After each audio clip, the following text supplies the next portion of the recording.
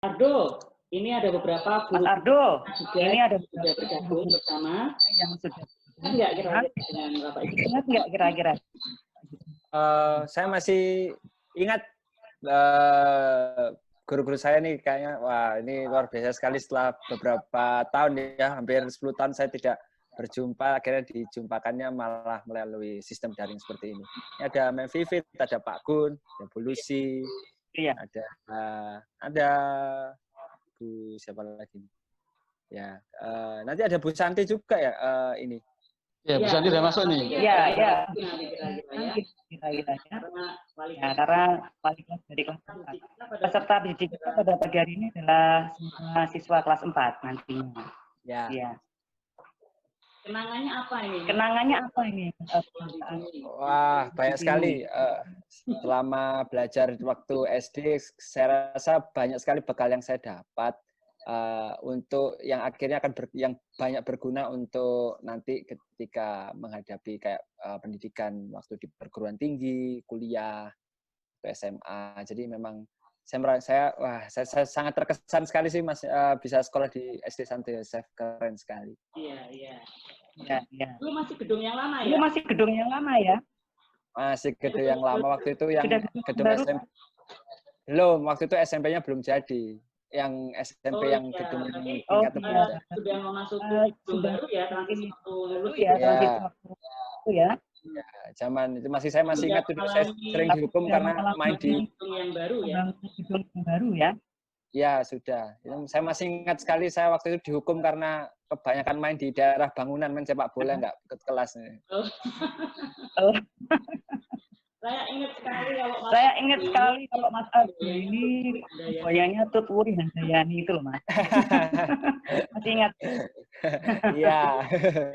Ya emang karena dulu waktu SD emang aduh. masih anak-anak. Iya, tapi masa-masa yang ya kan itu tidak bisa terulang lagi. Ya memang itu adalah masa-masa yang bahagia. Ya. Oke, setelah lagi kita akan mulai PJJ kita pada pagi hari ini. Saya harapkan semua setting sudah baik dilakukan untuk anak-anak juga. Sudah ada beberapa yang bergabung bersama kita. Pesertanya Pak Gun. Iya. Iya. Oke.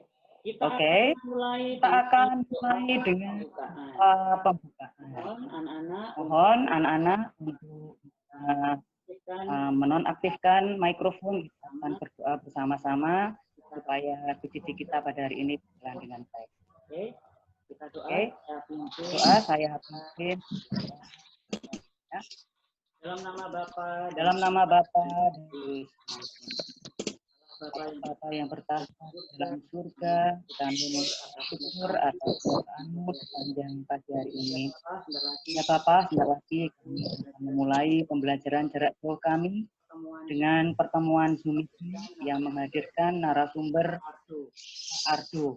Alumni terbaik dari Santo Yosef yang sekarang menjadi tempat dan sekaligus. Kiranya Bapak Engkau kami dalam acara ini dari awal hingga akhir nanti sehingga membuahkan hal yang bermanfaat bagi kami. Ini semua kami sampaikan dengan Kristus Tuhan kami. Kemuliaan kepada Bapa dan Roh Kudus pada permulaan panjang selama. Terpujilah nama Tuhan Yesus, Bunda Maria dan Santo Yosef untuk selamanya. Dalam nama Bapa dan Putra dan Roh Kudus. Oke. Kita akan maju pada pada PJJ dan senang sekali pada hari ini anak-anak sudah ditemani oleh satu alumnus terbaik SD Santo Yosef. Namanya adalah Kirardo Adi Prijanto. Boleh tepuk tangannya dong di anak semuanya. Ya, dilambaikan tangannya. Kita bisa. Ya. Oke. Oke. Baik. Baik. Terima kasih Mas Terima kasih Mas sudah Argo meluangkan sudah waktu meluangkan bersama waktu kami. bersama kami di sini, meskipun di tengah-tengah kesibukan bisa Kami bersama kami untuk sharing ya, sharing Ya. tentang temanya pada pagi hari ini adalah rahasia sukses mengatur waktu. Nah, ini tentunya waktu kita sehari itu cuma 24 jam ya. Ya. Tapi kalau tidak kita lakukan secara maksimal, tentu akan tidak akan bermanfaat.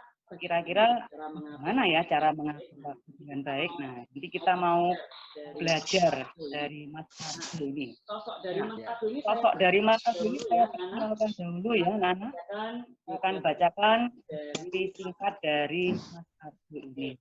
Nama Oke, lengkap. nama lengkap Wiranto Tempat tanggal lahir. Tempat tanggal lahir 3 Mei 3 Mei 1997. Riwayat pendidikan Riwayat pendidikan SD Katolik Katolik Santo Yudas Surabaya, SMP SMP Santa Maria Surabaya, dan SMA di SMK Pantului Surabaya, dan Fakultas Kedokteran untuk perguruan tingginya Universitas Katolik Widya Mandala.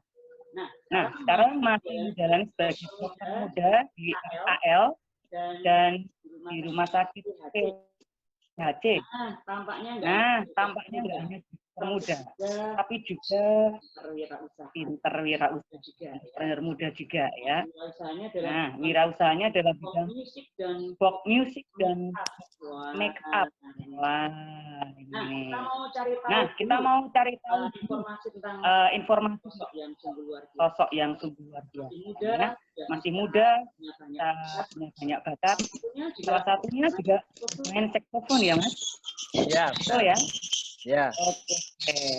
Ini nggak hanya dokter muda, entrepreneur, berbakat juga nyari duit dengan cara main saxophone dari manten ke manten, begitu ya?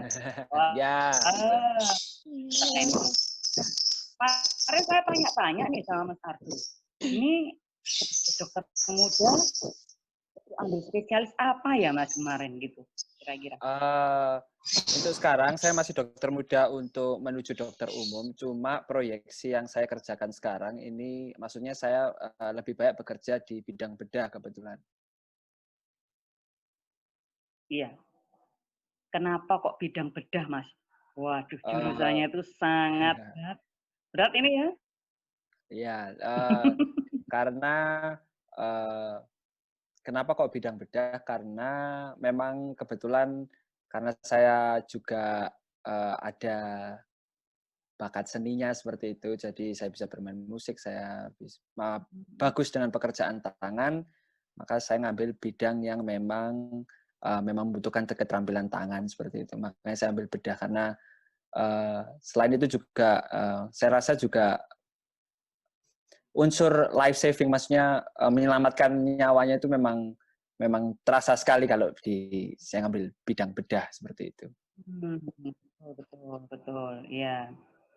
Lagi pula kalau dokter bedah itu tidak semua mampu ya sampai ke sana ya, artinya. Iya, benar. Ini adalah jurusan yang ya bisa dibilang anti mainstream ini ya. Iya, benar. Iya. Jurusannya memang anti mainstream, benar. Iya. Oke, lalu ya, karena ini kalau jurusan bedah membedah tidak semua berani ini ya. Oke, lalu juga sebagai entrepreneur. Iya.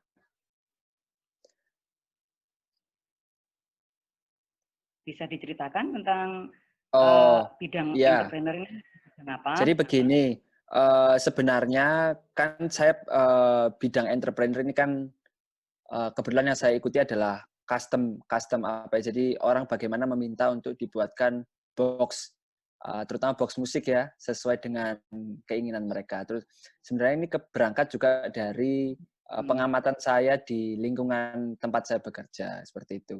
Karena saya juga pemain musik, jadi saya tahu juga kira-kira butuh apa begitu para teman-teman saya yang bermain musik. Makanya saya juga dari situ saya berangkatlah membuat box musik seperti itu. Jadi memang saya rasa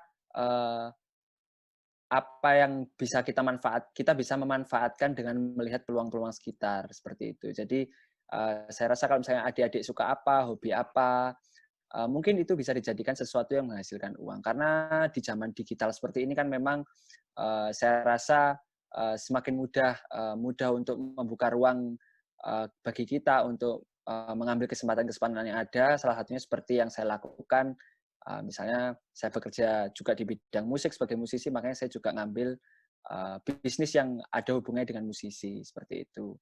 Lalu saya juga akhirnya saya juga melakukan ekspansi, maksudnya memperlebar bisnis saya juga sampai ke box make up seperti itu, karena saya melihat juga akhirnya ada kesempatan nih yang bisa kita ambil untuk semakin memperluas gitu bidang bisnisnya. Ya sebenarnya memang mungkin bisnisnya nggak sebesar yang kalau sudah skala pabrik itu enggak. Cuma bisnis yang saya lakukan ini kebetulan juga sudah sampai, ya puji Tuhan kita sudah bisa sampai ekspor dan impor segala macam. Jadi itu memang menjadikan portofolio tambahan. Jadi teman-teman tuh bisa punya kira-kira riwayat yang bagus apa yang sudah dilakukan. Yang itu nanti juga bekerja, yang itu nanti juga akhirnya berguna untuk ketika akan memasuki dunia kerja seperti itu.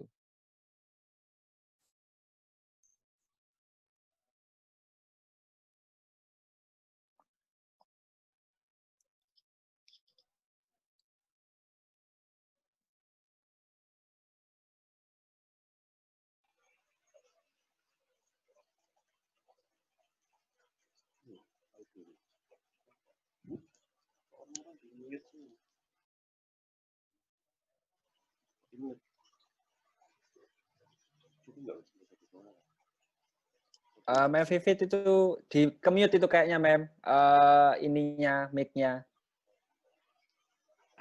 Tadi sempat blank sedikit ya. Ya. Ya, Gimana? maaf saya ulangi lagi. Ternyata berwirausaha itu tidak hanya kita mengangan-angankan sendiri ya. Kita bisa juga mengambil suatu sisi yang di sekitar kita saja. Kita lihat mana yang butuh kita untuk bisa gali untuk jadikan bidang wirausaha. Gitu ya.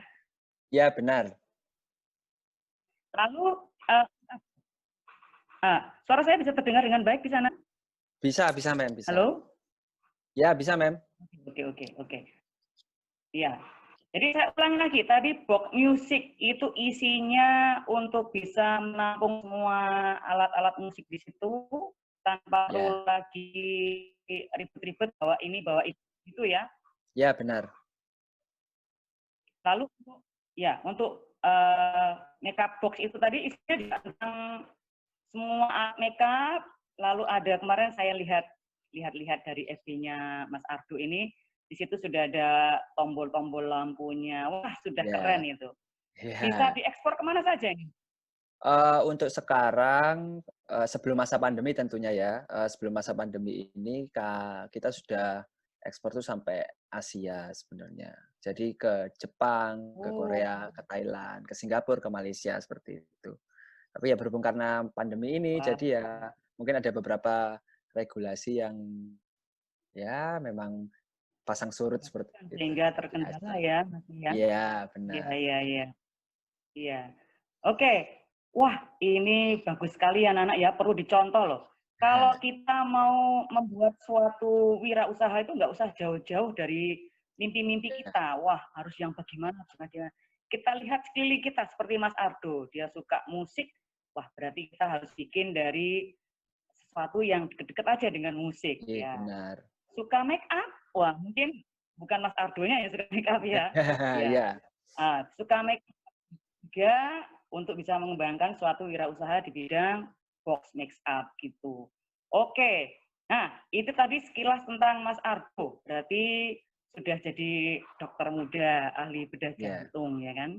Portofolionya mengarah ke sana. Lalu sebagai entrepreneur muda, pengen nggak adik-adik ya? Pastinya pengen ya, untuk bisa menjadi seperti Mas Ardo ini. Nah, kita mau belajar nih menggali dari Mas Ardo. Bagaimana sih Mas Ardo ini kiat-kiatnya dalam mengatur waktu? Tentunya kan sibuk ya, untuk bisa bisnis entrepreneur, sekaligus harus belajar sebagai dokter umum untuk bisa kemudian melanjutkan jadi dokter ahli bedah jantung. Nah, ini bagaimana cara kita mengatur waktu supaya bisa semuanya itu jalan bersama-sama. Gitu ya Mas Ardo ya. Nah, Ya. kita mau dengarkan dari Mas Ardo tips-tipsnya atau kiat-kiatnya. Oke, boleh disampaikan sekarang Mas Ardo? Ya, jadi kita kan kita semua pasti punya mimpi, kita pasti semua punya cita-cita yang ingin diraih. Tapi masalahnya ya bagi kita adalah bagaimana kita bisa hidupnya seimbang gitu. Jadi kita tidak melulu bekerja, belajar, tapi kita juga untuk waktu bermain kan kita kan juga membutuhkan. Kita bagaimana membagi waktu dengan hobi, kita bagaimana membagi waktu dengan kumpul bareng keluarga dan teman, kan seperti itu memang saya rasa harus ada porsi yang pas, jadi jangan sampai ketika kita bisa mendapatkan apa yang kita mau, kita bisa meraih mimpi kita, ada orang-orang yang akhirnya kita tinggalkan. Nah, itu jangan sampai terjadi. Jangan sampai nanti kita jadi, misalnya teman-teman pengen jadi dokter seperti itu. Kita jadi dokter, tapi kita nggak punya teman. Kan jangan sampai kejadian seperti itu terjadi. Tapi jangan sampai juga karena kita terlalu asik bermain dengan teman, kita kebanyakan main, jadi kita melupakan tugas kita sebagai siswa untuk belajar. Kita temannya punya semua, tapi nanti cita-cita nggak diraih, kan jangan sampai itu terjadi juga. Makanya dibutuhkan ya benar, kita butuh bagaimana kita membagi waktu dengan benar. Kalau saya secara pribadi, waktu saya masih seumuran adik-adik semua kelas 4 ini, ya memang tidak bisa dipungkiri bahwa ya pengennya main. Tapi waktu itu orang tua saya mengajarkan kalau memang nanti pada akhirnya ketika kita sudah masuk SMP, SMA, ya bukan main-main aja, karena kita sudah mulai harus mempersiapkan nanti ke depannya seperti apa. Biasanya kalau saya sendiri, saya akan membagi waktu saya itu berdasarkan skala prioritas saya.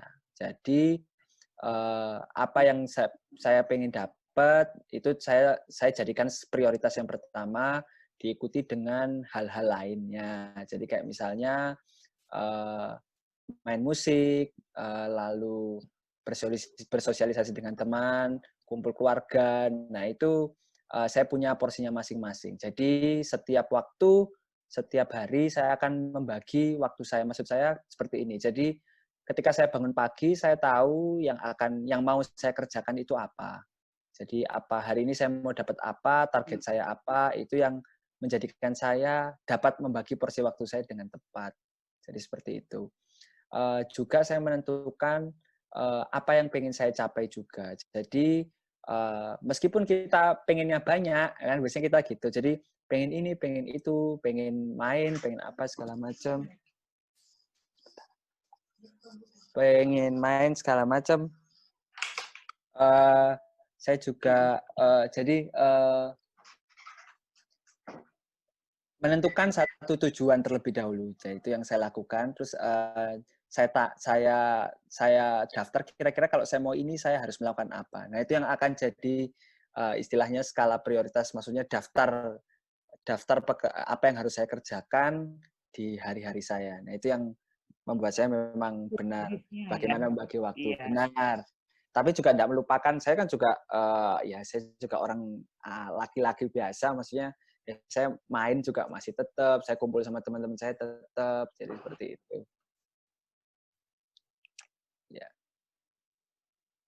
Ya saya rasa itu, Mem. Jadi ini efeknya ini harus balance. Iya, benar. Jadi harus yang balance. pertama adalah menentukan skala prioritas. Iya, benar. Skala prioritas itu artinya adik-adik misalkan adik-adik ingin mengerjakan apa dulu, tugasnya itu yang lebih penting daripada bermain. Seperti itu ya, Kak Ardo ya. Iya, benar. Lalu kemudian yang ingin dicapai. Nah, ini untuk mungkin teknis-teknisnya, tahapan-tahapannya mungkin bisa dijelaskan lebih gamblang lagi sama Kak Ardo. Kalau misalkan di hari Senin nih, Kak, itu ada gurunya sudah kasih tugas. Lalu sudah bisa juga lagi ada beberapa, ya. Ya, ada ya, tugas dari guru, kemudian juga kita butuh juga main, kita butuh juga untuk menambah pengetahuan baru ini. Nah, kira-kira itu ditentukan dulu ya Kak ya, skala ya prioritasnya. benar, Mana dulu yang benar. penting Ya, begitu ya Kak ya. mana yang penting dulu harus dilakukan. Jadi jangan sampai misalnya prioritasnya belajar, tapi kita main dulu baru belajar. Itu jangan sampai. Jadi ya belajar dulu, Oke. tugas-tugasnya diselesaikan, baru nanti ya untuk refreshing, untuk waktu senggang kita bermain seperti itu. Iya. Untuk skala prioritas itu Kak Ardo, apakah Kak Ardo juga membuat semacam jadwal to-do list-nya yang harus dikerjakan ini apa aja di satu hari ini atau bagaimana Kak? Ya, jadi setiap malam biasanya saya punya notes biasanya. Saya punya notes jadwal seperti itu. Jadi ketika misalnya besok hari apa, saya sudah punya tertera di jadwal itu apa yang harus saya lakukan. Gitu. Jadi memang memang harus punya kayak semacam notes atau pegangan apa, mau pakai HP juga nggak masalah. Jadi jangan sampai hal-hal yang jadi tujuan dan fokus utamanya itu kelewat gitu. Jangan sampai Iya, maksudnya betul. hal-hal yang kurang penting yang dilakukan, tapi hal-hal yang justru sangat penting malah terlupakan. Gitu. Iya. Jadi setiap malam sebelum keesokan harinya itu kita sudah buatin jadwal gitu ya Kak ya. Ya benar, itu Kira-kira salah besok ini satu. hari apa nih, begitu ya. Ya benar. Dan list ini sudah ada agenda apa saja ya. Lalu Ya benar. kita urutkan sesuai dengan skala prioritas itu ya Kak Ado ya. Ya Contohnya benar. misalkan yang perlu dikerjakan adalah Bapak Ibu guru dulu, berarti itu yang nomor satu yang harus Nomor dikerjakan. satu, Lalu benar. kemudian, kita juga harus update nih pengetahuan umum atau pengetahuan kita ya terhadap Ya, apa yang kita minati. Itu berarti yang nomor selanjutnya. Lalu bukan berarti kita tidak boleh main ya Kak ya. Kita nggak juga bukan berarti nggak butuh untuk main. refreshing. Iya, Nah, itu baru di list yang berikutnya. Kalau iya benar. misalkan ini Kak, dari list skala prioritas itu ada yang belum kita lakukan, kira-kira gimana ya Kak ya? Kalau Dalam sehari misalnya kita kalau lakukan, misalnya dalam kira-kira sehari ada yang kalau misalnya dalam sehari ada yang belum kita lakukan, ya jangan sampai yang tidak utama kita lakukan, tapi yang utama tidak dilakukan. Jadi jangan sampai mainnya sudah, tapi belajarnya belum. Nanti jangan sampai. Nah, kalau misalnya memang belum, itu udah kita kayak harus kalau misalnya belum, ya kita memang harus melakukan istilahnya reevaluasi lagi. Kira-kira kemampuan saya seberapa, kira-kira maksudnya saya kuat belajarnya sampai seberapa. Jadi untuk ke next-nya kita bisa membagi sesuai dengan kemampuan kita untuk belajar. Jadi jangan sampai target-target yang harus kita capai itu ya. tidak tercapai karena kita mungkin terlalu memberikan jadwal yang terlalu banyak atau malah porsi yang terlalu sedikit. Nah, itu jangan sampai. Makanya kita juga harus benar-benar mengenali diri kita juga. Gitu. Nah, betul. Mengenali kemampuan kita dan keinginan kita, jangan sampai melenceng ya Kak ya, dari apa yang Ya, sudah kita benar. mau capai ya. Ya, Nah, benar. untuk bisa membuat list yang stabil atau yang seimbang itu seperti apa Kak? Atau Uh, mungkin Kak Ardo membuat listnya itu, to-do listnya itu harus yang misalkan yang berat dicampur dengan yang ringan, atau berapa persen yang kegiatan yang misalkan harus kita lakukan untuk suatu hal yang akan kita capai, atau gimana ini? Ada uh, tips-tipsnya nggak Kak? biasanya saya melakukan istilahnya persentase. Jadi setiap hari itu saya selalu membaginya seperti ini. 60% itu saya buat untuk tujuan utama saya, yaitu pendidikan saya. 20% bermain dan 20% sisanya saya harus bersosialisasi dengan teman dan keluarga. Biasanya seperti itu. Jadi nanti misalnya saya punya 10 poin kegiatan. 10 nomor kegiatan. Ya 6 nomor diantaranya ya yang berhubungan dengan pendidikan saya. Jadi ya belajar, visit pasien, praktek itu di 6 nomor pertama. Lalu 2 nomor dan 4 nomor berikutnya berhubungan dengan refreshing. Jadi saya sempatkan misalnya 2 nomornya saya main musik, saya nonton TV, nonton film, seperti itu. Nanti 2 nomor sisanya mungkin saya habiskan waktu dengan keluarga, ngobrol dengan mama papa, jadi masih saya sempatkan. Cuma ya memang dalam kenyataannya mungkin prakteknya mungkin kita harus, istilahnya kita punya seni. Jadi bagaimana jangan sampai kita terlalu fokus, kita terlalu di 6 nomor utama kita terlalu bekerja keras, jadi kita sampai lupa ngomong sama orang sekitar, ngomong sama apa, jangan lupa untuk bermain. Nah, itu jangan sampai. Jadi ya bagaimana kita berusaha mixing lah. Jadi misalnya saya 2 jam kerja, lalu saya selingi dengan mungkin main musik, 10 menit, 20 menit, lalu saya kembali bekerja lagi. Ya, seperti itu biasanya. Iya, memang hidup itu harus balance ya.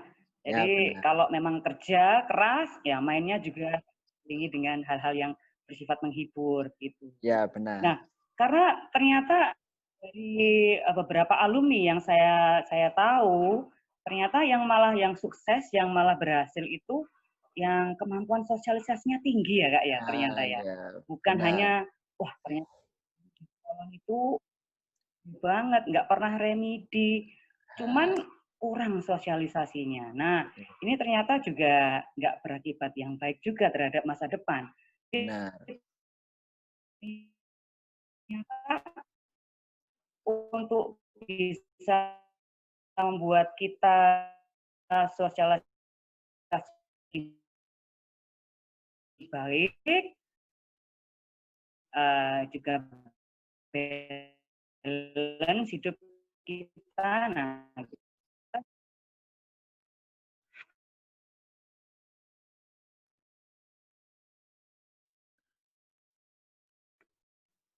mungkin terjebak ya. Iya. Oke, bisa mendengar saya? Ya, Ada ya. tadi apa? Terjedas nih.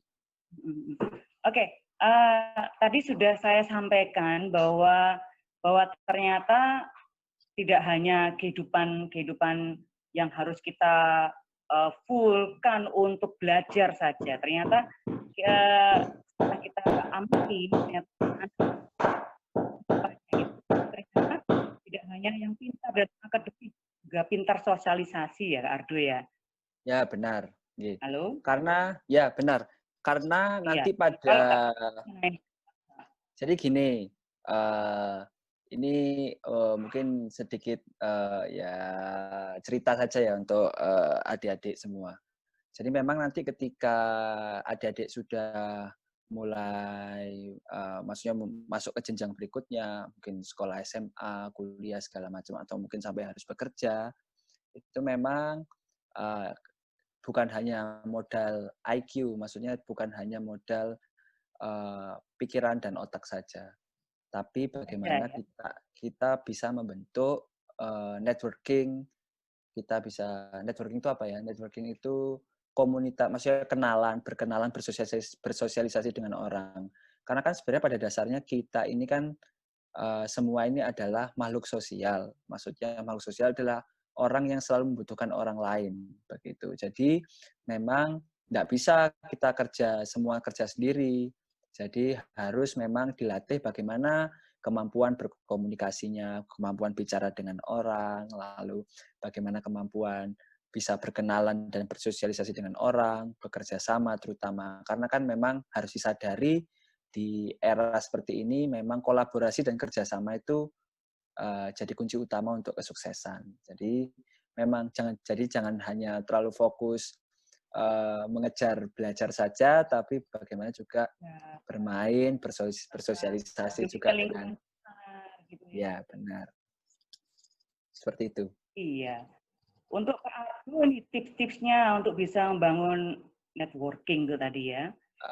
Contohnya kita harus membangun dengan orang-orang lain yang kira-kira nanti berguna bagi kita pada di masa depan nanti. Wah, orang ini ternyata lingkup kerjanya ini ya. Ya, ini. Seperti itu. Nah, Kak Ardo gimana ini? Kalau semacam itu gimana? Ada tips-tips khusus nggak Kak Ardo? Yang kalau saya secara pribadi, yang pasti kalau kita mau membentuk komunikasi sosial yang baik, bagaimana kita bisa berinteraksi dengan orang dengan baik, ya saya rasa kunci utamanya adalah kita jangan sombong, itu yang pertama ya. Karena kan kalau orangnya sudah sombong, kayak gitu biasanya nggak mau berkenalan dengan orang sekitarnya. Ya saya rasa adalah rendah hati menjadi Ini kunci. orangnya.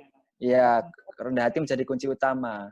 Sehebat apapun kita nantinya, kita harus tetap rendah hati, kita harus mau ngomong sama orang, kita harus jangan sampai kita gengsi, nggak mau ngomong minta tolong sama orang itu jangan. Itu yang pertama. Terus yang kedua, teman-teman kalau membentuk networking itu teman-teman juga harus punya skill yang diunggulkan. Jadi harus punya seperti satu kemampuan yang memang teman-teman baik di situ. Itu yang akan membantu, benar-benar membantu dalam istilahnya kerjasama nantinya. Benar. Itu. Iya.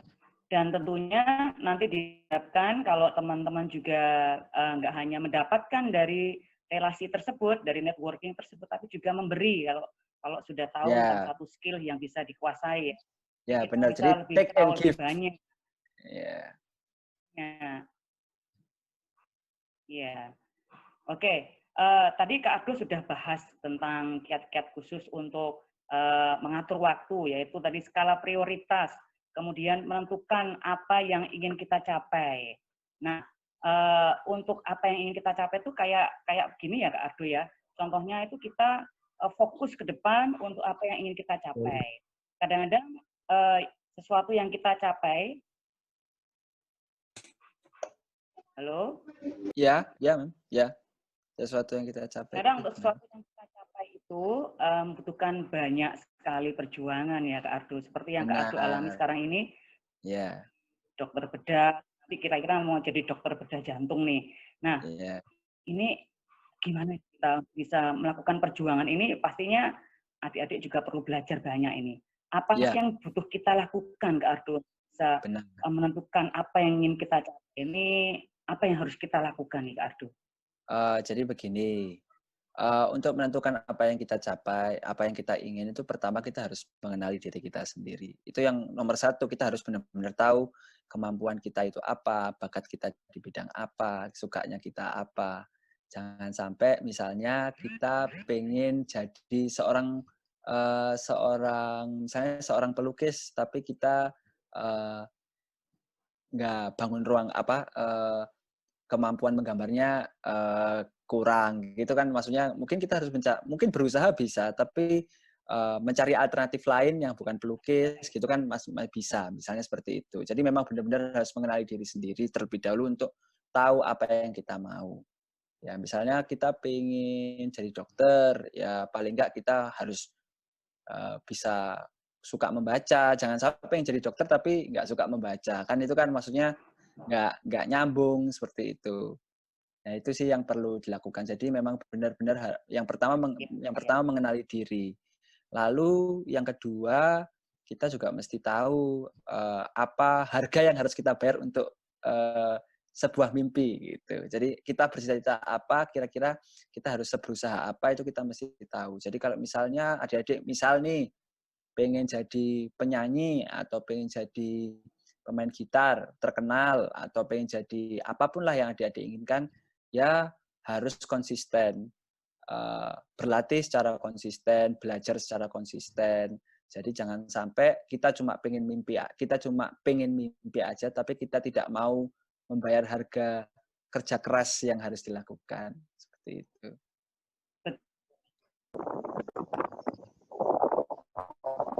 Ya, oke.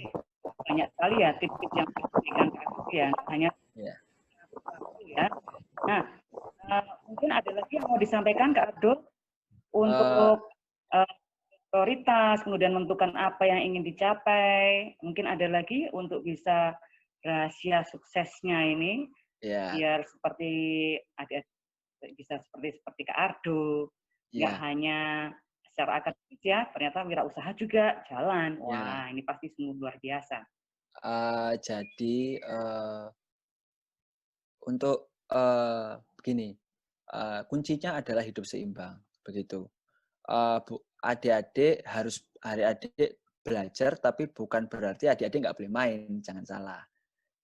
Bermain itu sangat boleh, kumpul sama teman, jalan-jalan itu sangat boleh, main nonton YouTube segala macam, nah, itu main game segala macam itu sangat boleh. Tapi memang kalau mau baik, memang kuncinya harus ditentukan porsinya secara pas, mengatur waktunya harus tepat, begitu. Saya ini mungkin sharing pengalaman aja. Ya memang kalau saya dulu waktu SD di S1 SF ya memang pengennya ya kalau itu ya pulang main. Tapi saya sadar nggak bisa karena saya punya tanggung jawab yang memang harus saya sadari harus dilakukan seperti itu. Jadi ya kewajiban belajar segala macam itu memang terlebih dahulu. Skala prioritasnya memang kecuali kalau memang cita-citanya jadi misalnya gamer gitu ya berbeda lagi. Tapi kalau sekarang ya memang ada baiknya kita punya bekal pendidikan belajar yang baik, punya ilmu yang baik terlebih dahulu. Itu yang pertama. Karena memang kalau sekarang ilmu memang masih jadi nomor 1. Itu. Lalu untuk pengaturan waktu segala macam itu memang kita trial and error istilahnya. Jadi kita harus nyoba dulu, ntar kalau dirasa kurang pas, kita coba rubah lagi sesuai dengan kemampuan kita. Ya memang kuncinya adalah sama ini, satu lagi. Kuncinya untuk bisa mengatur waktu dengan baik adalah kontrol diri yang baik juga. Jadi jangan sampai kita, misalnya kita suka main game, jangan sampai kita dikontrol sama gamenya. Kita yang harus mengontrol game. Jadi kita yang menentukan kapan kita mau main game, kapan kita enggak. Jadi jangan sampai kita terlalu dipengaruhi sama ini lingkungan, tapi kita yang harus mengontrol lingkungan itu. Jadi seperti itu sih. Iya, betul. Jadi diri kita sendiri itu yang mempunyai komitmen begitu ya, Kak Ardo ya. Komitmen. Jadi bisa menentukan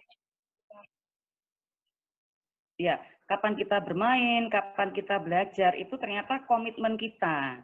Nah, kadang nih Kak Ardo, kan adik-adik kan kadang mungkin sukanya main game, tapi saat itu juga ada tugas dari Bapak Ibu guru.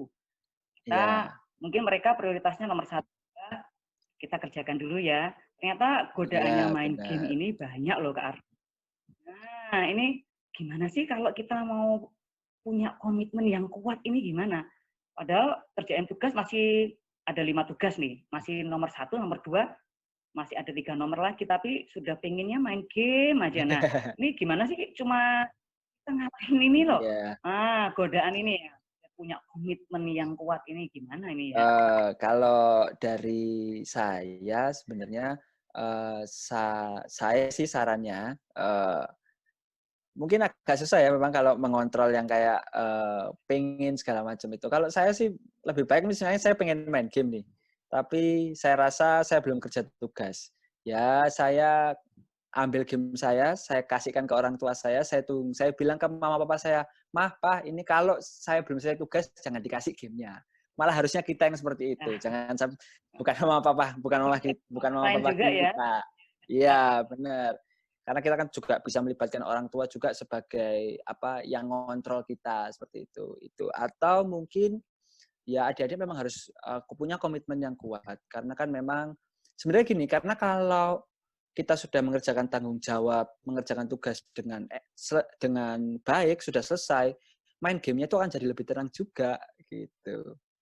Daripada kita main game atau pengen main tapi kita masih punya tanggung jawab yang harus dilakukan, itu malah saya rasa jadi kepikiran juga gitu. Kan enggak enak juga nanti kalau nggak kerja tugas dimarahi orang tua, dimarahi guru. Ya lebih baik saya kerjakan dulu, nanti saya bebas dari tanggung jawab dan tugas saya, baru saya main game. Seperti itu. Iya, betul. Jadi memang komitmen itu dimulainya dari diri kita sendiri. Sebenarnya orang lain itu hanya sebagai faktor pendukung ya. Jadi ya, bukan sebagai faktor utama. Yang faktor utama adalah caranya kita untuk mensugesti diri kita sendiri bagaimana kita mampu untuk bisa mencapai masa depan yang lebih baik. Ya, dengan cara memprioritaskan tugas-tugas yang lebih bermanfaat untuk masa depan kita dibanding yang kurang bermanfaat gitu ya. Wah, seru ini ya ngobrol-ngobrol sama Mas Ardo ini. Nah, satu hal lagi, Mas Ardo, saya pengen tanya ini. Sekarang kan sudah sukses ya, ya kita bisa bilang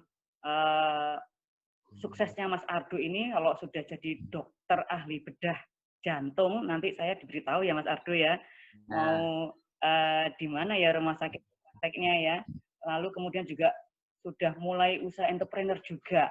Nah, itu kira-kira dulu Mas Ardo waktu di sekolah di SD Santo Yosef itu, Mas Ardo punya nilai-nilai apa yang dulu di sekolah itu sehingga bermanfaat ya untuk mencapai ini semua. Tentunya sangat perjuangannya sungguh luar biasa ini. Nilai-nilai karakter apa ya Mas Ardo supaya bisa untuk mencapai semua hal ini? Wah, ini sudah perjuangannya sudah 80% ini Mas Ardo ini. Oke, bagaimana Mas Ardo?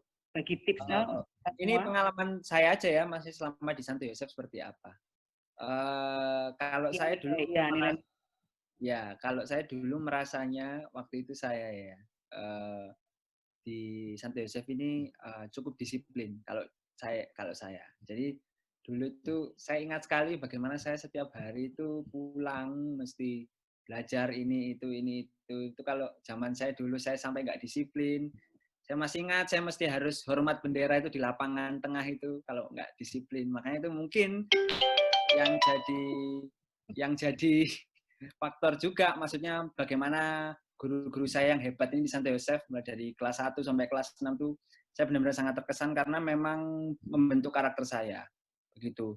Ditambah lagi waktu itu, memang kan di SD Santo Yosef ini yang saya rasakan adalah keberagamannya. Jadi saya punya banyak teman dari banyak sekali kalangan, punya banyak teman yang berbeda-beda juga. Nah, itu yang membuat saya juga mengerti bagaimana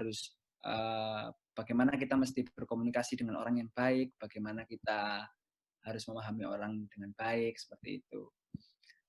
Saya juga belajar tanggung jawab waktu di sana. Benar-benar saya ingat waktu itu saya jadi petugas doa. Nah, itu setiap hari saya mesti harus buat doa.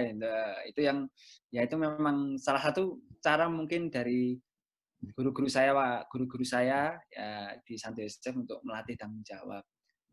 Juga saya belajar juga kreativitas di Santo Yosef. Jadi bagaimana waktu itu saya masih ingat sekali setiap Paskah, setiap Advent, segala macam saya harus menghias dengan kegiatan-kegiatan di sana. Itu yang membuat saya mungkin ya terlatih kreativitasnya. Jadi kan dulu saya juga sering sekali disuruh buat mading, kalau zaman dulu sering disuruh buat mading.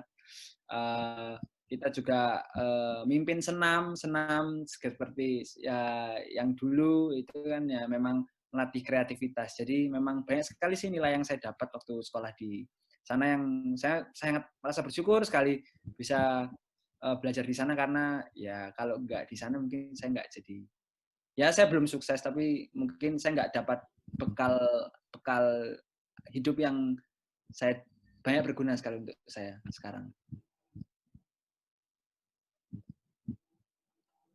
Wah, ternyata banyak juga ya nilai-nilai karakter yang ternyata bermanfaat ya untuk kita gunakan untuk pengembangan kita untuk masa depan.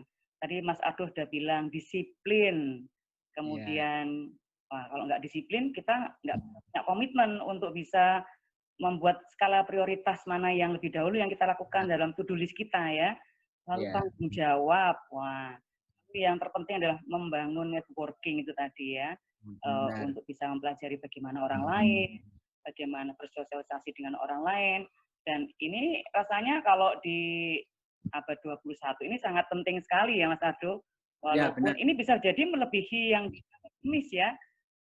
Kira-kira ada anak yang pintar sekali dalam bidang akademis, ternyata kedepannya nggak sesukses anak yang bisa membangun networking ini ternyata. Wah, atau bisa bersosialisasi lebih baik lagi. Nah, ternyata banyak sekali hal-hal yang sudah dipelajari selama di Santo Yosef. Dan ini tentunya adik-adik juga pastinya akan belajar juga. Oh, ternyata nggak hanya nilai-nilai akademis, ternyata karakter itu yang justru membangun kita nantinya. Begitu ya Kak Ardo ya? Karakter itu yang malah justru yang memelandasi kita ya, untuk Benar, bisa ya. mencapai cita-cita kita di hal yang lebih sukses lagi, begitu ya, Ya, Kak Ardo ya? ya, Bagaimana, benar. Kak Ardo?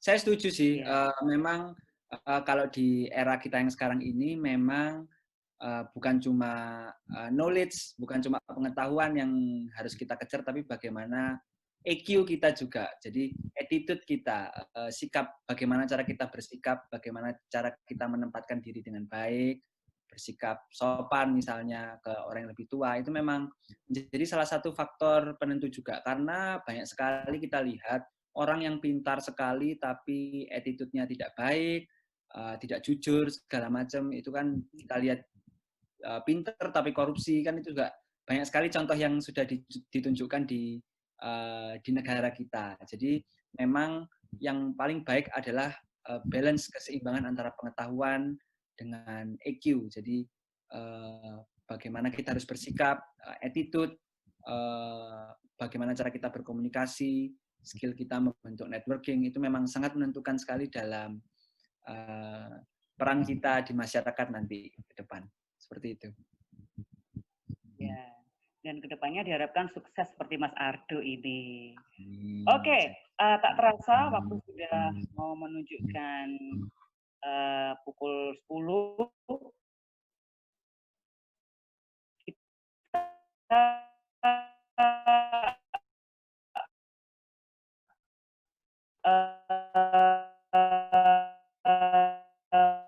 buka untuk session jawab ya Kak Ardo ya. Ini adik-adik kita juga pengen tahu ini Kak Ardo untuk dari mahasiswa. Adik Gisel dari kelas 4D. Ada? Adik Gisel. Ya. Oke, di-unmute dulu ya. Oke. Ya. Adik Gisel mau bertanya sama Kak Ardo? Ya. Mau bertanya? Oke, ada pertanyaan dari adik Gisel, Kak Ardo. Tolong didengarkan dengan baik. Oke, adik Gisel, silakan pertanyaannya. Bagaimana cara mengatur waktu supaya bisa belajar dengan maksimal di antara waktu les yang di hari itu ada beberapa les, besok ada 2 ulangan. Oh, ini kayaknya pengalaman sehari-hari nih ya. Ya, Kak Ardo, gimana caranya ngatur waktu? Padahal di hari itu ada banyak beberapa les. Wah, bisa bantu jawab dong, Kak Ardo? Ya, baik. Ini ya, gimana kita... sebelumnya, selamat pagi dulu, halo Dek Gisel. Wah, keren nih, berani bertanya. Jadi gimana kita bisa ngatur waktu, padahal waktu itu ada les dan besok ada ulangan gitu kan, banyak ulangan. Kalau dari saya, pengalaman yang saya lakukan, kita itu sistem belajarnya itu harus, kalau bisa itu jangan waktu kalau besok ulangan aja. Jangan istilahnya, jangan SKS, sistem kebut semalam, itu jangan. Jangan sampai besok kita ulangan 2, tapi hari ini kita baru belajar. Nah itu jangan. Karena itu akan terasa berat. Jadi kan biasanya adik-adik kan ulangan kan sudah dijadwal. Ulangannya kan pasti sudah punya jadwal yang yang sudah diberitahu 1 minggu mungkin sebelumnya. Nah, ketika sudah mulai diberi jadwal ulangan itu, ada baiknya kalau kita langsung belajarnya nyicil. Jadi setiap hari itu paling enggak kita membaca materi-materi yang akan diulangkan di minggu depan, sehingga kalau misalnya besok minggu hari H sebelum ulangan, kita mau les segala macam itu tidak mengganggu kita yang besok ulangan. Jadi kita sudah benar-benar mempersiapkan diri untuk ulangannya jauh-jauh hari sebelumnya. Jadi tidak keteteran seperti itu. Iya. Jadi waktunya yang seharian itu bisa digunakan, karena sudah dicicil, bisa digunakan untuk kegiatan yang lain gitu ya Kak Ardo ya? Benar, iya. Oke Gisel. Begitu jawaban yang sudah diberikan oleh Kak Ardo. Oke. Sudah baik ya untuk jawabannya ya? Ya. Halo? Oke. Silakan ucapan terima kasih dong ke Kak Ardo. Terima kasih Kak Ardo. Ya, sama-sama Di Gisel. unmute. Nah, ini sambil kita ber-PJJ, kita juga harus jangan lupa sopan santunnya. Oke, terima kasih Gisel atas pertanyaannya, luar biasa. Oke, Kak Ardo ada lagi pertanyaan dari kelas 4A. Dari Gerald. Ada nggak ya Gerald hari ini? Tadi ada kayaknya ya. Gerald? Ya. Oke. Nih, Kak Ardo, pertanyaan dari Gerald. Yang bertanya, tolong di-unmute mikrofonnya, lalu kemudian sebutkan nama kalian, kelas berapa, begitu ya. Lalu terakhir, nanti setelah bertanya, ucapkan terima kasih. Oke, silakan Gerald. Siap dengan pertanyaannya? Ya. Nama saya Oke. Gerard dari kelas 4A. Ya. Kak Ardo, mengapa kita harus mengatur waktu kita? Hal-hal apa saja yang dapat menghambat waktu kita dengan baik? Terima kasih. Oke. Hal-hal apa saja Kak Ardo yang bisa menghambat mengatur waktu kita? Ya. Jadi, kenapa kok kita harus mengatur waktu? Karena kalau kita nggak mengatur waktu, kita jadi nggak tahu apa yang mau kita kerjakan itu jadi bingung. Karena kita kan memang nggak, kita kan memang tidak mengatur jadwal dengan baik. Nah itu kan jangan sampai terjadi.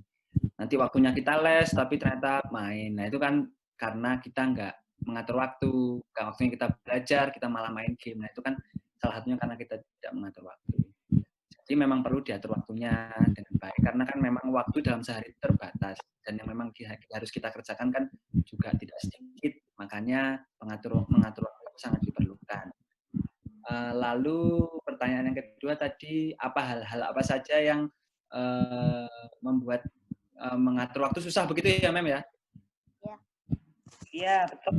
Yang menghambat kita untuk mengatur waktu. Yang menghambat kita mengatur waktu, yang menghambat kita melakukan pekerjaan yang sesuai dengan prioritas itu mungkin salah satunya kalau di pengalaman Kak Ardo sendiri hal-hal yang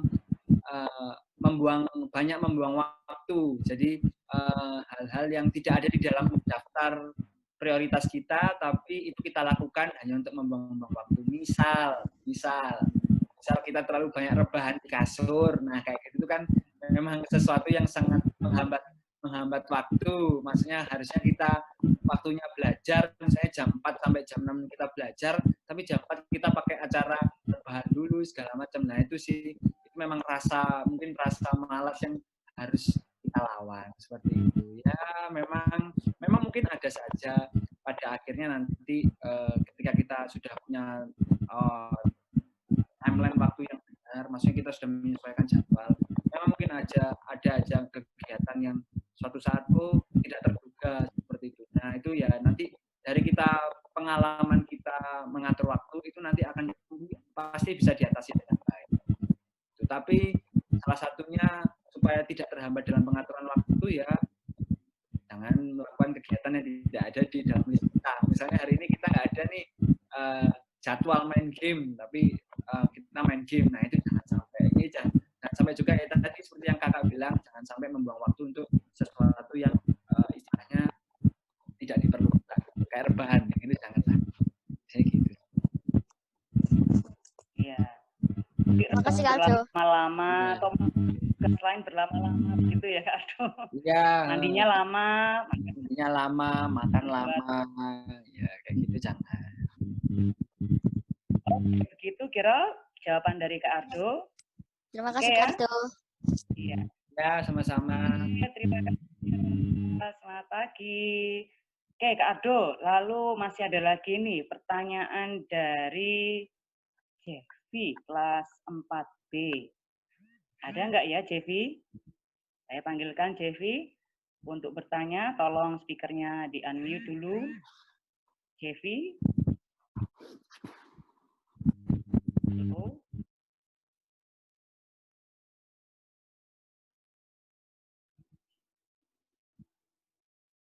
Ada, Jevi?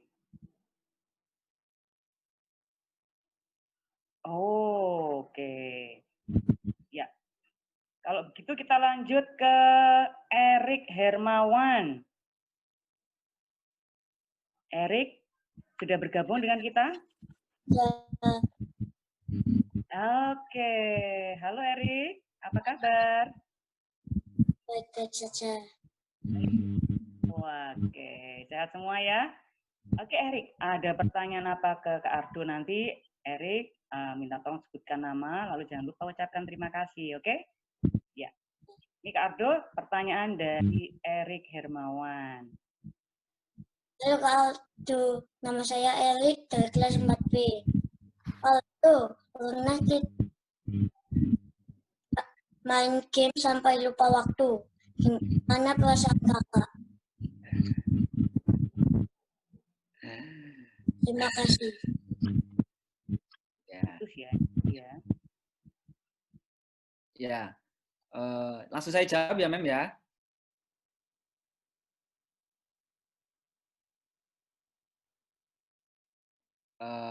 Jadi ya memang kadang ini kan ya kita kan kadang ya mungkin sampai lupa waktu kan memang ya kadang pernah terjadi. Kalau kakak sendiri dulu waktu SD ya pasti pernah. Ya, makanya dulu kalau ada tugas segala macam tapi kebanyakan main game ya di rumah dimarahi orang tua, besoknya dihukum sama gurunya. Nah itu makanya jangan sampai kejadian kayak gitu. Karena memang tanggung jawab kan nomor satu ya, kita tanggung jawab belajar itu adalah tanggung jawab nomor satu. Pernah kelupaan apa enggak? Pastinya pernah, karena kan kita semua pasti pernah melakukan kesalahan. Perasaannya gimana? Ya pasti waktu itu perasaannya waktu main gamenya pasti seneng, tapi setelah itu menyesal, pasti itu. Waktu main gamenya pasti seneng banget, tapi waktu sudah tahu kalau kelupaan waktu, pasti kita akan merasa menyesal. Perasaan sedih, menyesal, kecewa, nah itu kenapa kok kita nggak bisa ngatur waktu? Nah itu ya mungkin akan jadi pembelajaran untuk kedepannya seperti itu. Itu Mem, kira-kira. Ya sama-sama. Ya, jadi seperti itu tadi ya sudah disampaikan Erik sama Kak Ardo. Ya bolehlah kita seperti itu. Cuman kalau setiap hari seperti itu, ya tentu tidak bisa membuat hal-hal yang jadi lebih bermanfaat ya. Oke, kita lanjut berikutnya ke kelas 4A. Ini ada Valeri. Sudah bergabung dengan kita? Valeri? Sudah. Oke, terima kasih. Oke, Valeri, silakan di-unmute, sebutkan nama. Nama saya Valeri, saya kelas 4A. Nah, sekarang ini, Kado, saya mau bertanya.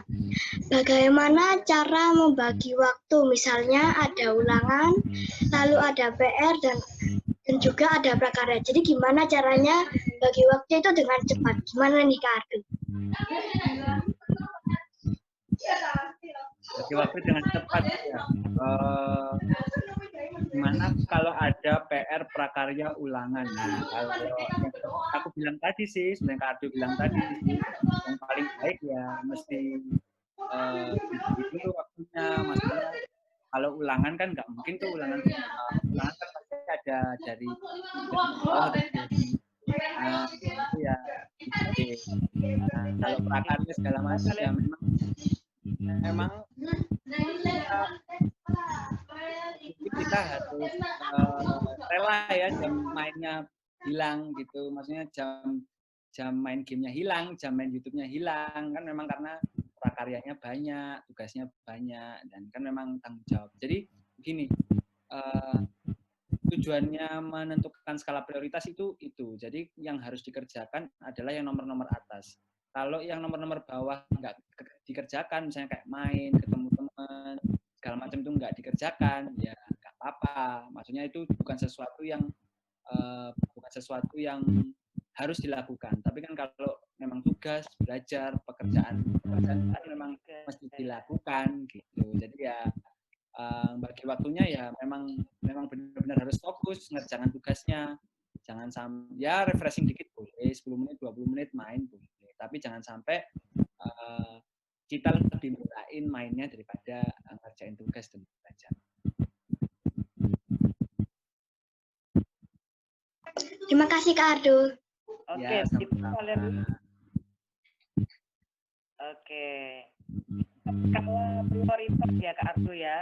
Kalau Ya. ada kerja PR, kerja ulangan, mana dulu skala prioritasnya? Oh, ternyata belajar ulangan dulu. Ya, Itu yang belajar nomor ulangan. Ulangan. Ya, lalu berikutnya kerjakan PR, lalu 3 prakarya, lalu main dan lain-lain bisa urutan yang paling bawah. Kalau nggak terlaksana, ya udah jangan disesali. Kan istilahnya kita harus fokus untuk masa depan kita, kan hal-hal yang lebih bermanfaat, gitu ya Kak Ardo ya? Ya benar, Oke. benar banget. Ya,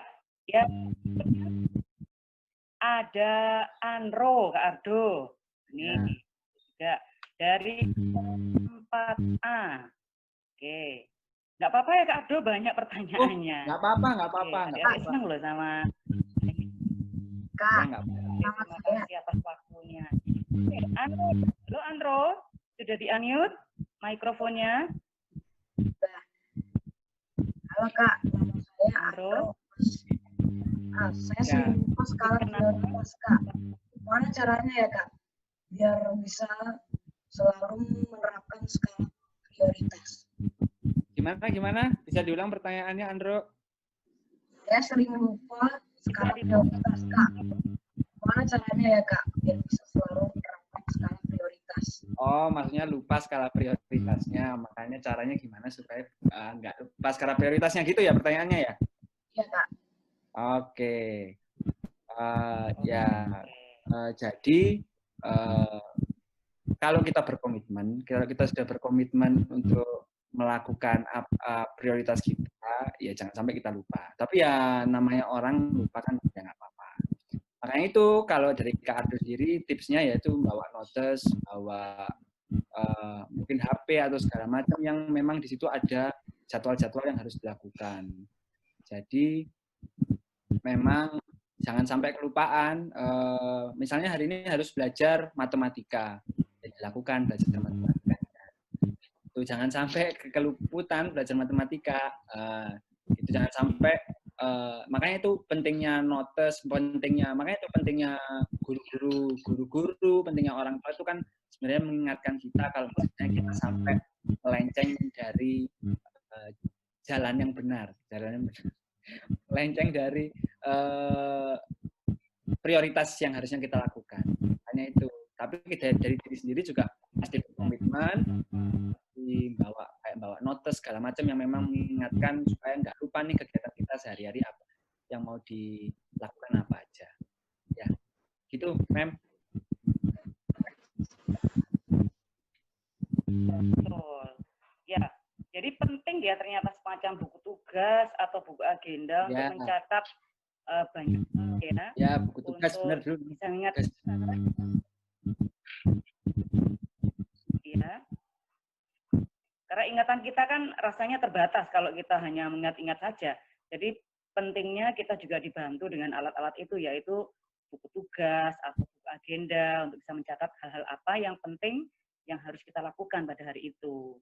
Jadi anak-anak sekarang sudah punya buku agenda ya, kira-kira ya. Karena nanti pada saat kita sudah lulus sekolah pun, saat kita kerja, nggak ada loh yang ngingetin, hari ini ada pertemuan loh dengan Bapak si A atau Bapak si B. Nggak ada kan yang ngingetin ya Kak Ardo ya? Ya tentu yang bisa mengingatkan adalah diri kita sendiri. Bagaimana cara memfasilitasi diri kita untuk bisa benar-benar mampu untuk mengingat semua agenda yang harus kita lakukan hari itu. Gitu ya Kak Ardo ya? Ya benar. Wah, senang sekali. Senang sekali ya sekarang kita sudah punya pengalaman banyak dengan Kak Ardo ini. Yang pertama, untuk bisa mengatur waktu itu kita harus punya skala prioritas. Mana yang penting kita membuatkan daftarnya atau to-do list-nya. Yang pertama, yang kedua, yang ketiga apa. Kita sehari itu mungkin malam gitu ya Kak Ardo, kita sudah bisa menuliskan untuk keesokan harinya apa saja yang harus kita kerjakan. Ini ada pertanyaan ke Ardo dari boleh ya waktu molor Oh, dikit boleh, ya. nggak masalah. Anak antusias. Iya, nggak apa-apa. Dari Jose Kak Ardo. Halo Jose. Jose. Halo. Jose. Cara Mau bertanya? cara memilih waktu pada saat kita tiba-tiba mendadak ada jika ada kita sudah merencanakan semuanya tapi ada sesuatu yang mendadak, gimana caranya? Oke. Gimana caranya kalau misalnya kita sudah merencanakan semuanya, tapi ada kejadian mendadak gitu ya? Ya, biasanya kalau dari Kak Ardo sendiri, biasanya Kak Ardo akan menggantikan hal-hal, maksudnya di jadwalnya Kak Ardo yang sudah ada, yang bisa ditunda, digantikan dengan yang mendadak tadi. Jadi misalnya nih, Kak Ardo punya 3 jadwal nih. Kak Ardo harus les, Kak Ardo harus belajar, Kak Ardo harus main, misalnya begitu. Main game misalnya, harus belajar matematika, les, sama main. Terus tiba-tiba ada satu jadwal tiba-tiba ada nih kerjaan prakarya, misalnya gitu. Ya, dari 3 hal ini kira-kira mana yang bisa ditunda, lalu kita gantikan dengan yang tadi mendadak. Misalnya main, ya udah mainnya kita buang dulu, kita ganti dengan prakarya. Tapi jangan sampai hal itu membuat kita menyesal, karena ya memang kembali kita skala prioritasnya apa, kan prioritasnya adalah belajar, jadi ya sesuatu yang berhubungan dengan belajar yang memang harus diutamakan, seperti itu ya Jose. Ya, terima kasih. Ya, sama-sama. Biasa, dari bertanya. Oke, ada satu lagi Kak Ardo. Wah, ini banyak yang interest ini ya sama topik kita hari ini. Ada dari Kaila. Kaila yang mau bertanya juga.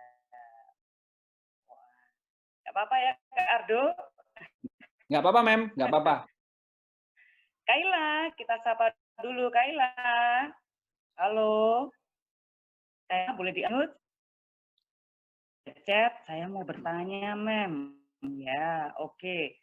Saya berikan kesempatannya pada Kaila. Atau ada adik-adik yang lain yang mau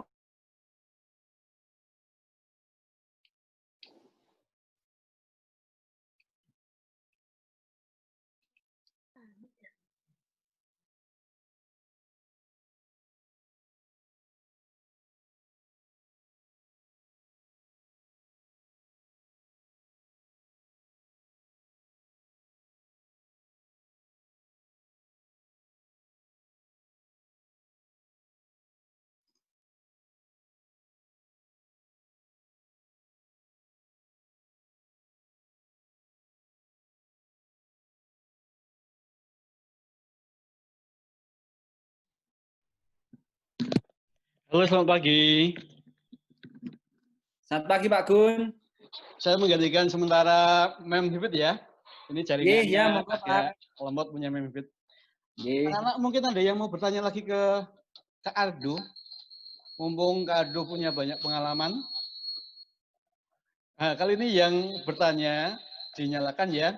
Nggak usah ditunjuk. Ada yang mau bertanya. Ayo. Tadi Bebas Kaila. dari kelas 4A, kelas 4B boleh. ada lagi yang mau bertanya? Tadi di chat, boleh silakan bertanya. Wah, anak Santo Yosef ini hebat-hebat loh Kak Ardo. Berani bertanya, kemudian mampu semua yang nanti yang akan sudah kita pelajari dalam PJJ ini pastinya mereka akan lakukan juga. Oke. Ya, Kaila tadi. Oke, mungkin ada dari kelas lain yang mau bertanya sebelum kita akhiri. Oke, ternyata tidak ada Pak Gun. Oke, karena waktu yang sudah terbatas, seru sekali ya kita sudah ngobrol-ngobrol banyak dengan Kak Ardo. Ya, sosok Kak Ardo ini sudah bisa dikatakan sukses ya, karena sudah banyak hal yang sudah dilakukan. Salah satunya tadi sudah sharing dengan kita pada pagi hari ini dengan tema tadi membagi waktu, kiat-kiat sukses membagi waktu yang baik. Perlu diingat, yang dikatakan oleh Kak Ardo tadi adalah membuat skala prioritas. Jadi kita harus fokus untuk bisa menentukan apa yang hendak kita capai. Jangan sampai hal-hal kecil seperti kesenangan bermain game atau kesenangan rebahan yang terlalu lama ini menghalangi kita untuk fokus meraih masa depan kita. Ya, berikutnya ada juga hal-hal positif yang harus kita pelajari di sekolah, tidak hanya secara akademis, ternyata nilai-nilai karakter yang sangat berguna sekali pada saat nanti kita meraih masa depan kita. Yang tadi sudah disebutkan Kak Ardo adalah tanggung jawab, disiplin, ya, religius tadi sudah jadi tugas doa. Wah, keren sekali. Dan ini anak-anak kita akan pelajari dalam keseharian hidup kita. Tidak hanya sehari, 2 hari, tapi kita berproses selama kehidupan kita. Dan itu yang justru yang membuat kita nantinya menjadi meraih sukses yang benar-benar ya, landasan itu ya. Nah, yang terutama adalah kalau mau berusaha nih, seperti Kak Ardo nih, harus membangun juga networking itu tadi. Wah, banyak sekali Kak Ardo, senang sekali loh. Anak-anak sudah belajar bersama Kak Ardo. Ya. Kapan kita mau ketemuan ya, kalau pandemi ini sudah berlangsung? Ya, saya juga ini memang mengucapkan ini banyak terima kasih sekali untuk kepercayaannya, saya dibolehkan untuk sharing. Ini juga saya melihat guru-guru saya, ada Pak Gun, Mbak Vivit, ada Bu Santi, ada Bu Lucy. Tadi saya juga ada Bu Nita, ada Pak Win. Wah, saya kangen sekali. Saya berharap saya suatu saat mungkin bisa main ke sana untuk ya kangen-kangenan semua guru-guru saya setelah 10 tahun tidak bertemu. Oke, mungkin ada yang disampaikan untuk Bapak Ibu guru yang hadir pada pagi hari ini? Bu Nita atau Pak Win, ada juga beberapa guru baru juga, ada Bu Pipit, ada Bu Beatrice, ada yang singkat saja, Kak Ardo, mungkin ada yang bisa mau disampaikan. Ada Bu Santi, mungkin Kak Ardo mengalami ya kalau dengan Bu Santi ya. Ini Ada yang legend semua yang benar-benar yang benar-benar mendidik saya dari kecil ini, tahu jeleknya saya semua ini. Saya waduh, dulu saya sering dihukum di depan. Ada Pak Yus juga, ini saya dulu sering disuruh hormat sama Pak Gun di depan bendera. Pakai sepatu biru masuk sekolah, waduh ya, jangan dicontoh.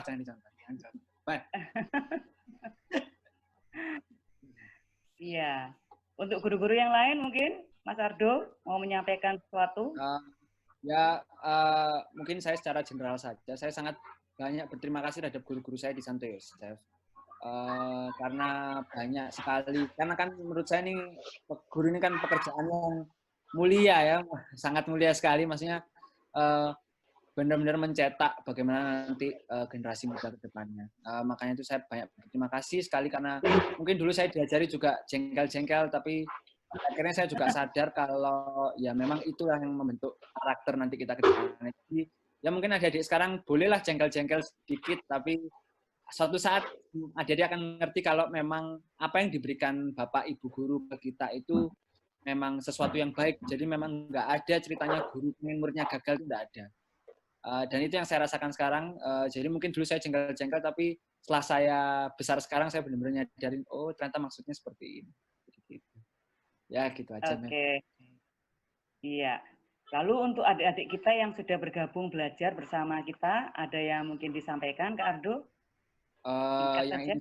Yang ingin saya sampaikan mungkin untuk adik-adik semua, yang pertama jangan takut bermimpi, maksudnya jangan takut untuk punya cita-cita tinggi, itu jangan takut. Saya sih nggak kepikiran ya dulu anak kayak saya jadi dokter itu nggak pernah kepikiran saya, tapi ternyata ya akhirnya kesampaian juga. Mungkin Mem Vivit kalau tahu saya dulu, waduh nggak kepikiran mungkin jadi dokter ya, wah. Ya itu lalu harus untuk adik-adik juga mesti belajar yang baik, karena tugas utama kita sekarang kan belajar. Itu lalu diatur waktunya dengan baik, sempatkan juga untuk mensisihkan waktu juga untuk belajar skill-skill yang lain, mau itu main musik, menari, kesenian segala macam, apa yang adik suka kerjakan dengan passion, kerjakan dengan benar-benar dengan keinginan yang tinggi, dengan passion yang tinggi, sehingga kalau adik-adik mengerjakan semua dengan passion itu, nanti mau susah mau senang itu pasti akan terasa senang gitu. Mau susah mau senang, mau susah sekali itu pasti akan merasa senang juga, karena memang adik-adik mencintai apa yang dikerjakan. Ya gitu aja, Mem. Jangan lupa stay safe, cuci tangan, jaga jarak, jaga kebersihan dengan baik, sehingga kita semua bisa selalu dalam perlindungan Tuhan selama pandemi ini. Amin. Ini nasihatnya dokter muda ini ya. Harus sering cuci tangan, jaga kebersihan, jaga jarak. Oke. Terima kasih Kak Ado sudah bergabung bersama saya, Mem. Ini. Semoga sukses studinya sampai nanti cita-citanya tercapai ya. Jadi dokter bedah jantung ini ya. Jadi kalau sukses saya dihubungi loh ya. Saya praktek di sini ya, loh, Mem. Ya, sukses untuk wirausahanya, bikin box musik, bikin box make up, bisa-bisa nanti artis Indonesia di Jakarta pakai box musik atau juga box make up-nya. Ya, terima kasih banyak untuk doanya. Oke, adik-adik dan Bapak Ibu guru, kita akan tutup pada pagi hari ini, kita akan tutup dengan doa. Mari kita siapkan hati untuk bisa memejamkan mata dan berdoa. Dalam nama Bapa dan Putra dan Roh Kudus. Amin. Allah Bapa yang bertahta di dalam surga, sekali lagi kami mengucapkan puji dan syukur padamu atas berkat yang kau berikan selama pembelajaran PJJ ini, sehingga kami dapat berproses bersama Kak Ardo sebagai narasumber kami, sehingga apa yang sudah kami dapatkan, poin-poin penting bisa kami lakukan dalam kehidupan kami sehari-hari dan berguna bagi kami. Dan akhirnya kelak akan membawa pada bermanfaatan dalam mencapai masa depan kami. Ya Bapa, semua ini kami sampaikan dengan pengantaran Kristus Tuhan kami. Amin. Amin. Kemuliaan kepada Bapa dan Putra dan Roh Kudus, seperti pada permulaan, sekarang, selalu, dan sepanjang segala abad. Terpujilah nama Tuhan Yesus, Bunda Maria, dan Santo Yosef untuk selama-lamanya. Santo Yosef, doakanlah kami. Santo Karolus Borromeus, doakanlah kami. Bunda Elizabeth, doakanlah kami. Amin. Dalam nama Bapa dan Putra dan Roh Kudus. Amin. Oke, terima kasih untuk. Oke, terakhir kita akan nyalakan semua speaker kita,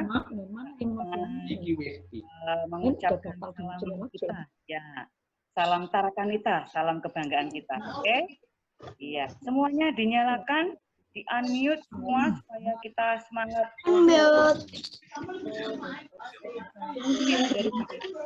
Karol ini siapa kape? Kok Karol ini? Ini lain. Ayo ini. Kita sama-sama. Bisa lah apa? Langsung aku ini. Karena kemarin live, sekarang kan sudah rekaman. Oh iya. Kapan tau? Siapa? Hari ini. Terima kasih. Aduh.